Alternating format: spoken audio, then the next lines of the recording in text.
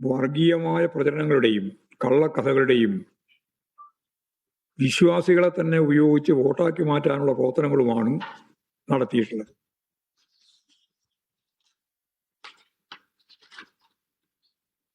BJP Hindutva വർഗീയതയിൽ ഊന്നി നിന്നുകൊണ്ട് വ്യാപകമായ കള്ളപ്രചാര വേലകൾ അതിന് നേതൃത്വം നൽകി നടത്തുകയുണ്ടായി.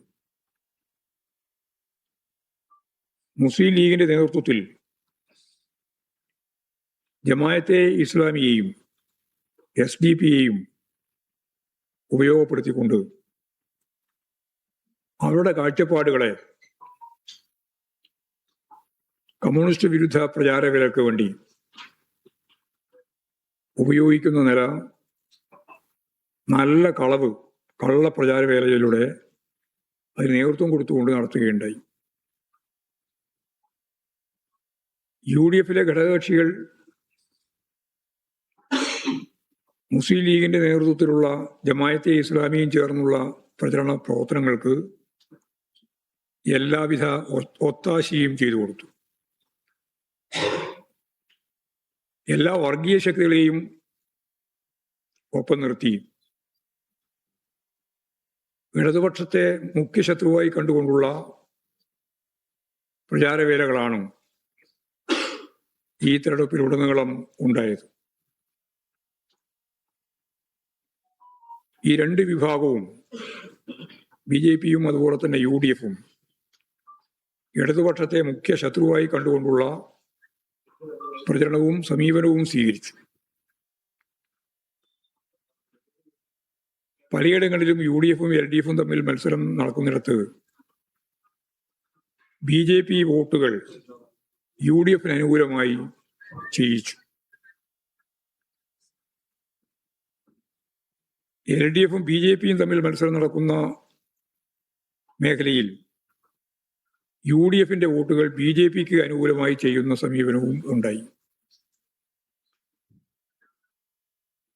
ഉദാഹരണമായി തിരുവനന്തപുരം നഗരസഭ കോർപ്പറേഷനിൽ BJP ജയിച്ച 41 ഡിവിഷനുകളിൽ UDF 3-ാം സ്ഥാനത്താണ്.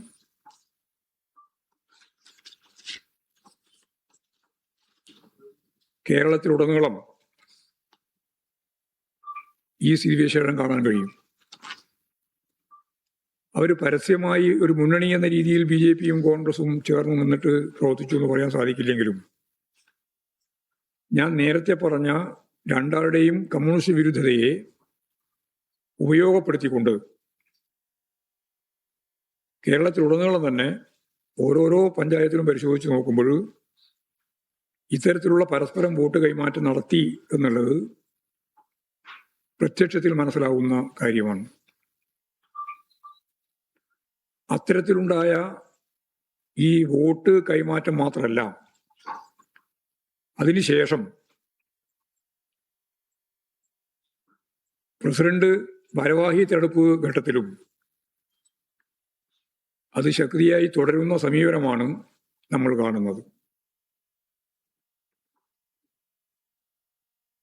ഞങ്ങളെ സംബന്ധിച്ചിടത്തോളം ഞങ്ങൾ പരിശോധിച്ച് നോക്കിയപ്പോൾ ഇടതുപക്ഷ ജനാധിപത്യ മുന്നണി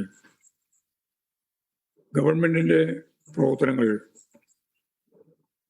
പ്രത്യേകിച്ച് ഏറ്റവും അവസാനം ഒക്ടോബർ 29 മന്ത്രിസഭാ തീരുമാനങ്ങളെല്ലാം വെച്ച് വിജയിക്കുമെന്ന അമിതമായ ആത്മവിശ്വാസം പൊതുവിൽ ഇടതുപക്ഷ ജനാധിപത്യ മുന്നണിക്ക് ഉണ്ടായിട്ടുണ്ട്.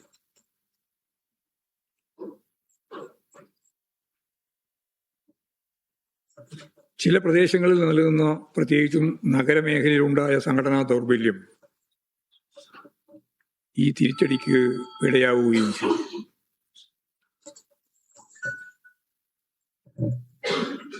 പ്രാദേശിക തലത്തിൽ പ്രവർത്തനങ്ങളിൽ ഉണ്ടായ ചില വീഴ്ചകളും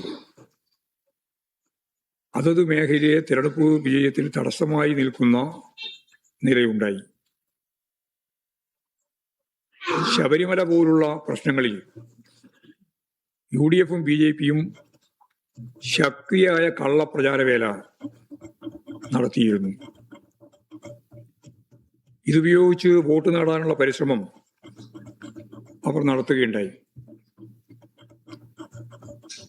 എന്നാൽ ആ പരിശ്രമം അവർ ഉദ്ദേശിച്ചതുപോലെ വിജയിച്ചു എന്ന് പറയാൻ സാധിക്കുന്നതല്ല. കണക്കുകൾ കാണിക്കുന്നത് അതാണ്.